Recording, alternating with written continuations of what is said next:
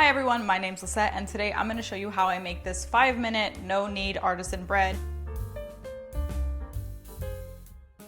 This is not a recipe that I created. This is a recipe that I saw somebody on Instagram make and they said it was really easy, so I was like, well, let me try it because I've never really made bread and it turned out good. I've made it a couple of times, but it's never been exactly what I wanted it to be. So I tried this. It was super easy and super delicious. I think it's always easier to see a recipe in action, especially when it has a lot of different steps. I'm sure if I could do it, you could do it too. So let's get started. First thing we need is a really big bowl because this is gonna rise a lot. We need 3 cups of water. I use a thermometer to make sure my water is roughly the right temperature. It needs to be about 100 degrees. That just goes right in here. And then you need a tablespoon of yeast. It says you can use active dry, instant quick rise, or bread machine yeast. Doesn't matter. The thing that I like about this recipe is you don't have to be like so meticulous. I'm not a meticulous baker, so I like how flexible this recipe seems to be.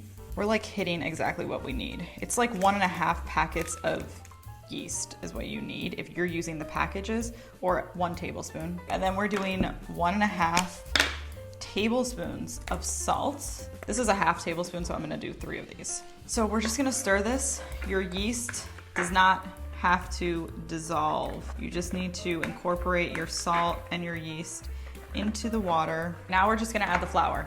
Okay, 6.5 cups all-purpose flour. Honestly, this recipe is so easy. It's a lot of instructions because it's a process, but it's really easy, like really hard to mess up. There's 1, 2, 3, 4, 5, 6, and then we just need a half cup more. When you measure flour, you just don't want to pack it in there, so you want to kind of like scoop your flour into your measuring cup and then dump it. And we just have to stir this together. Last time I did this, I actually made it with my niece who's almost 3, and she had a lot of fun mixing it and dumping the flour and all that. So it's definitely a fun recipe to make if you have kids. It's nice to get them involved and then they feel special, you know? They feel like capable and all that. I started cooking really young, so like it was nice that my mom let me kind of do that kind of thing. I'm just making sure there's no big chunks of flour.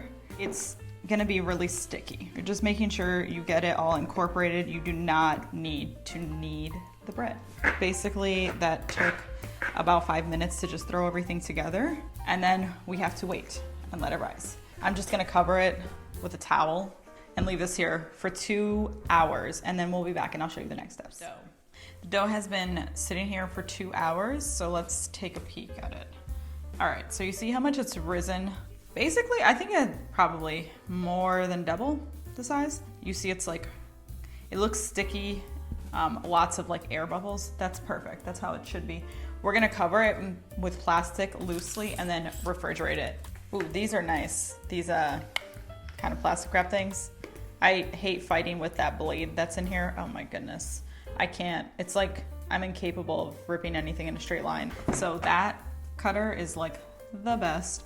You can refrigerate this dough for up to 14 days and still use it. So you're gonna get 3 to 4 loaves out of this, and you can just bake when you want. It's easier to work with apparently after it's been refrigerated overnight. I'm gonna refrigerate it for about 3 hours. Okay, the bread has been, I keep saying the bread, the dough has been in the fridge like 3 hours.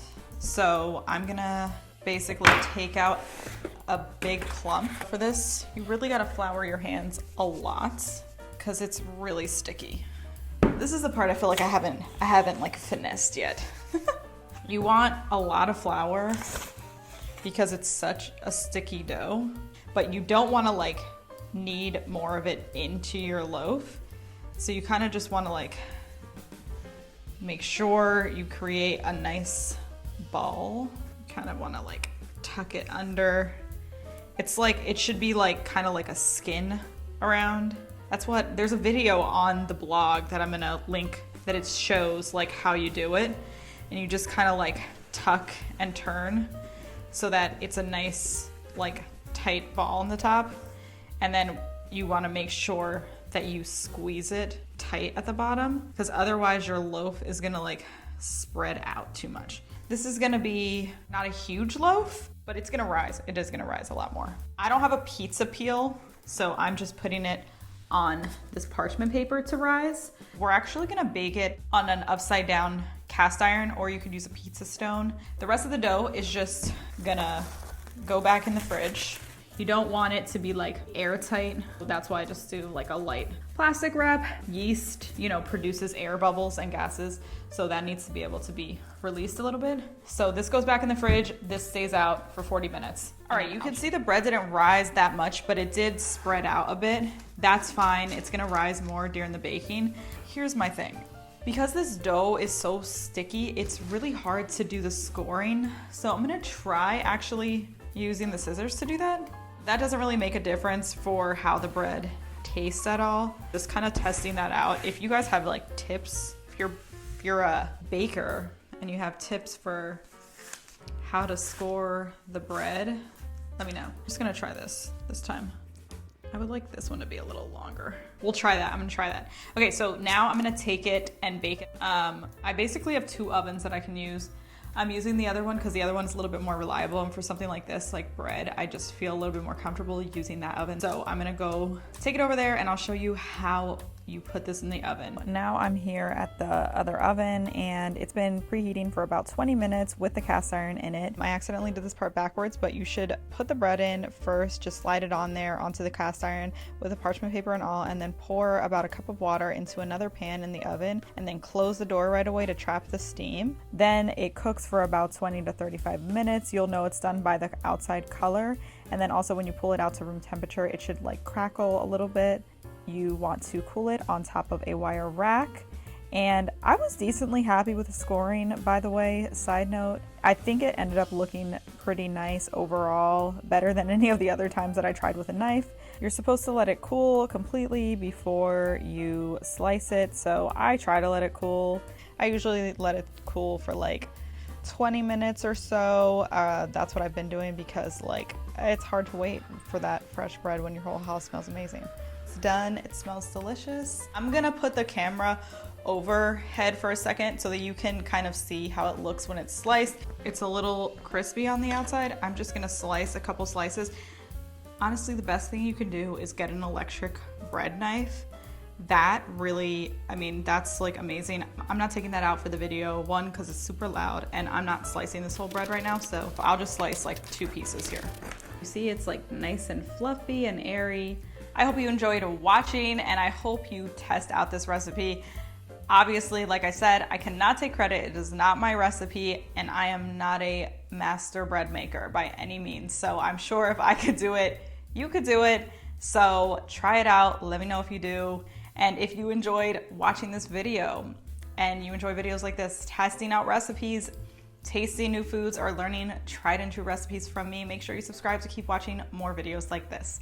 Have a great day wherever you are. But I don't know, there's just like something where you feel like super accomplished, like, oh my gosh, I made bread, I can feed people. I don't know, making bread feels somehow, like, you know, I should buy some land and some chickens and, you know, start being a homesteader or something. I don't know. Baking bread it's something else. It makes you feel real successful somehow.